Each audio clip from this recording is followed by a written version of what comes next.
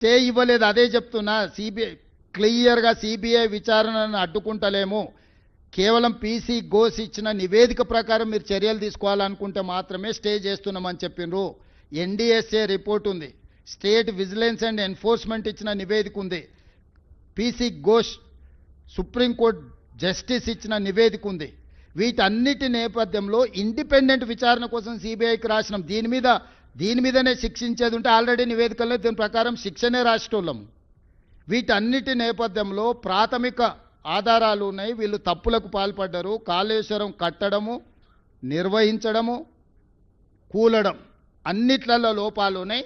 దీన్ని పూర్తి స్థాయిలో విచారణ చేసి ఎవరెవరు దోషులో, నిర్ణయాలలో ఎవరున్నారు, నిర్మాణంలో ఎవరున్నారో, అవినీతిలో ఎవరున్నారో తేల్చి శిక్షించమని మేము సిబిఐకి రాసినాము. ఇది ప్రాథమిక సమాచారమే. పూర్తిగా విచారణ చేయాల్సిన బాధ్యత సిబిఐ మీద ఉన్నది.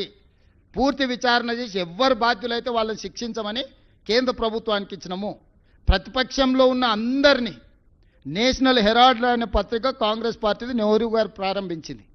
దానికి సంబంధించిన ట్రస్టీ పేర్లు మారితేనే సోనియా గాంధీ గారిని, రాహుల్ గాంధీ గారిని రోజుల కొద్దీ ఈడీ ఆఫీస్కి పిలిచి విచారణ చేసిండ్రు.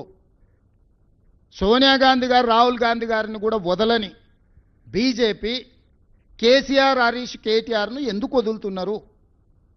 దీని వెనకాల ఉన్న ఆలోచన ఏంది, ఒప్పందం ఏంది? నేను ఇంతే సూటిగా అడుగుతున్నా. ఎప్పటిలోగా చేస్తారో పోని చెప్పమని కిషన్ రెడ్డి గారిని. బండి సంజయ్ గారు హోంశాఖ మంత్రి కదా,